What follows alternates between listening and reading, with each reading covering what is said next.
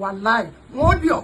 ọkọ rẹ̀ wọ́n di ọmọ rẹ̀ wọ́n lọ tọ́jú yín níbi tán ti ń wo wèrè tẹ́ bá tún débẹ̀ wọ́n tún ní rí ọwọ́ Lizzy wọ́n bẹ́ ń lé fún ọ ọba tó ní wò ní fiálẹ̀ tó lè sí òní fiálẹ̀ tó lágbára lórí àṣìṣe kò ní fiálẹ̀ tálálẹ́ bá ní ó dáa fún aláàrọ̀ òní jó dáa fún ọ Lizzy báwo ló ṣe rò kọjá àdúmọ̀ tá a máa ń rí láàárọ̀ náà tó bá di láàárọ̀ ó máa ń kú wìtì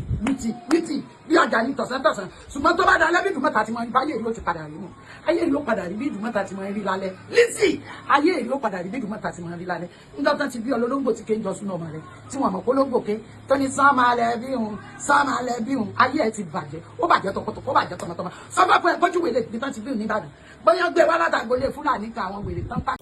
ẹ̀yin èèyàn wa ó tún ti ṣẹlẹ̀ o ìyá Monimons arábìnrin tí Lizzy Anjorin ti máa ń gbé ṣépè ní ojoojúmọ́ ìyá rẹ̀ ti jáde wá sọ̀rọ̀ ó ti sọ̀rọ̀ padà sí gbogbo bí Lizzy Anjorin bí ó ṣe ń jáde ṣépè fún ọmọ rẹ̀ ìyá rẹ̀ náà ti sọ wípé oníwèrè ni wọ́n fi ń kú wèrè o arábìnrin náà ó ṣẹ́ ìpè gidi gan ìyá yìí ó ṣẹ́ ìpè ńláńlá ó ṣẹ́ fún Lizzy Anjorin nínú fídíò yìí ó yá ẹ jẹ́ ká gbọ́ nǹkan tí ìyá yìí sọ.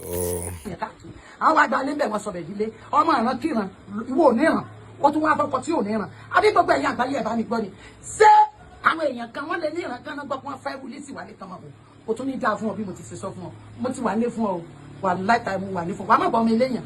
òní Monimons tí ò bá fa yìí olórí burúkú àṣírí ọmọ àlè jàtijàti òpònú akúrẹ̀dẹ̀ Anthony kan ló máa sọ pé ó ní nǹkan ni ọmọ àlè wọ́n sì sọ di wèrè gbogbo èèyàn sì gbé ọ káàkiri ó sì sunkún ó sọrun méje tẹ́gbẹ́ ẹ̀sùn tó bá ti rẹ́ni rán sí mi gbọ́ wá o kí n fún ọ lómi ogún sẹ́ bóyá ayé rẹ̀ lè dáa bóyá ó lè wẹ NAFDAC number kó bẹ̀ ọmọ àlè kò ní dáa fún ọ kò ní dáa fún àwọn tó bí ọ̀sẹ̀.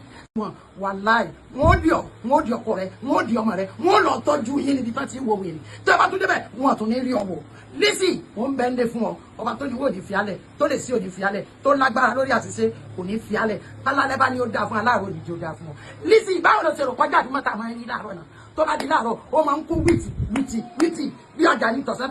ṣùgbọ́n tó bá da lẹ́bí ìdùmọ̀ta ti máa ń rí báyé ìlú ó ti padà rí mọ́ ayé ìlú ó padà rí bí ìdùmọ̀ta ti máa ń rí lálẹ́ Lizzy ayé ìlú ó padà rí bí ìdùmọ̀ta ti máa ń rí lálẹ́ nígbà tó ti bí olólógbò ti ké ń jọ súná ọmọ rẹ tí wọn mọ̀ kó lógbò ké tó ní sáàmà lẹ bí hùn ayé ẹ ti bàjẹ́ ó bàjẹ́ tọkọtọkọ ó bàjẹ́ tọmọtọmọ sọfọ fún ẹ gbójú wèrè bí tán ti bí ní Ìbàdàn bóyá gbé wá látàgbọlé Fúlàní ká àwọn wèrè tán pààyàn káàkiri àwọn àgbà alẹ́ bẹ̀ wọ́n sọ bẹ̀ dílé ọmọ ìran kíran ìwọ ò ní ràn ó tún wá fọkọ tí ò ní ràn àbí gbogbo ẹ̀yà àgbáyé ẹ̀ bá mi gbọ́ ni ṣé àwọn èèyàn kan wọ́n lè ní ìran kan náà gbọ́ pé wọ́n fẹ́ wú Lizzy wà ní tọmọ bò ó tún ní dáa fún ọ bí mo ti ṣe sọ fún ọ mo ti wà ní fún ọ wà láìta mo wà ní fún ọ wà má bọ́ mi léèyàn